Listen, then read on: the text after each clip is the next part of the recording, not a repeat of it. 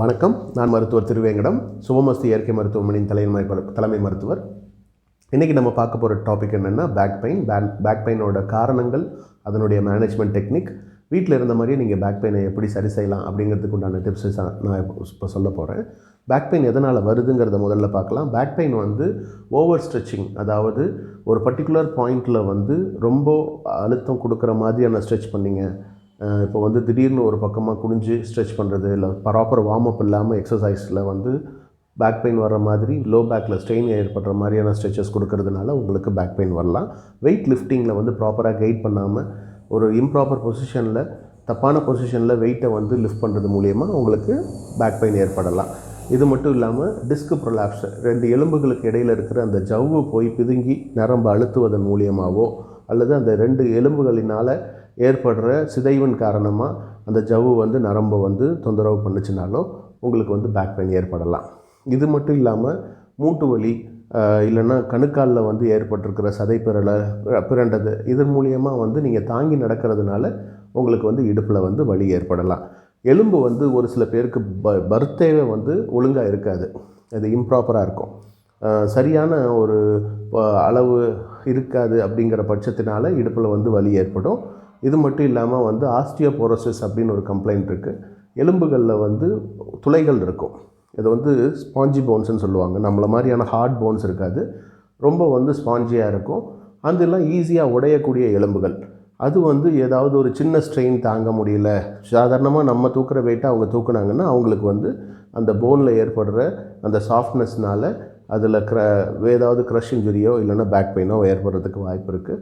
நீண்ட நேரம் உட்காரும் பொழுது ஏற்படுற போஸ்டரல் கரெக்ஷன், ஒரு பக்கமாக சாஞ்சு உட்கார்றது, கூன் போட்டு உட்கார்றது, இந்த மாதிரி நீண்ட நேரம் ஒரு பொசிஷனில், இம்ப்ராப்பரான பொசிஷனில் அடாப்ட் பண்ணுறதுனால பேக் பெயின் வரும். இதே மாதிரி சிசேரியன் டெலிவரியில் நிறைய பேருக்கு பேக் பெயின் வருது.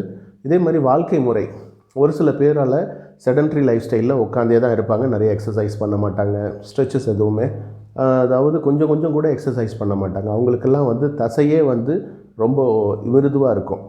நார்மலாக அவங்களோட பாடியோட வெயிட்டையே அவங்களால கேரி பண்ண முடியாது. உடல் பருமன், ஒபிசிட்டி, இப்போ பார்த்தீங்கன்னா ப்ரெக்னன்சியில் பேக் பெயின் எல்லாருக்குமே காமன். அதே மாதிரி தான் ஒபிசிட்டிலையும் உங்களுக்கு வெயிட் அந்த எலும்பை முன்னாடி புல் பண்ணும், அதனால் பேக் பெயின் ஏற்படும். மன அழுத்தத்தின் காரணமாக ஒரு சில பேருக்கு இடுப்பில் வலி அதிகமாக ஏற்படுது. கான்ஸ்டிபேஷன் ஒரு முக்கியமான காரணம் பேக் பெயினுக்கு.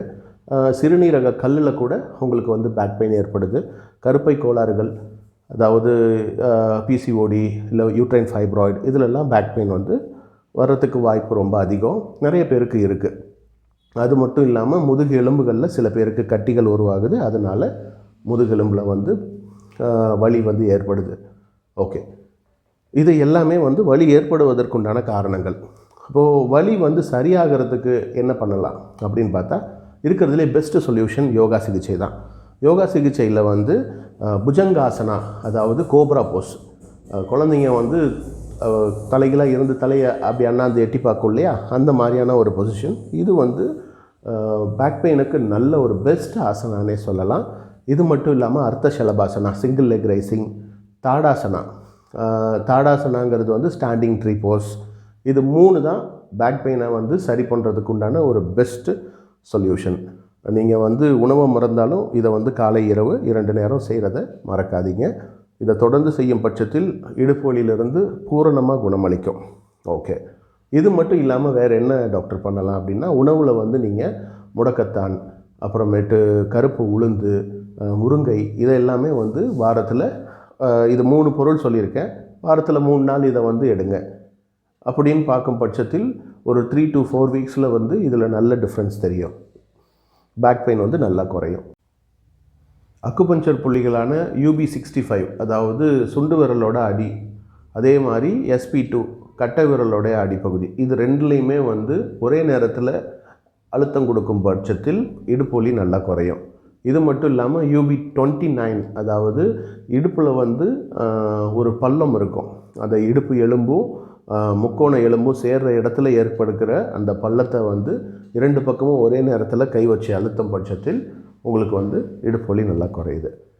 இது செஞ்சும் உங்களுக்கு பலன் அளிக்கலை அப்படின்னா, you can fix the appointment. என்னோடய காண்டாக்ட் நம்பர் இருக்குது, அதில் அப்பாயின்மெண்ட் ஃபிக்ஸ் பண்ணிவிட்டு நேரில் பாருங்கள். நன்றி, வணக்கம்.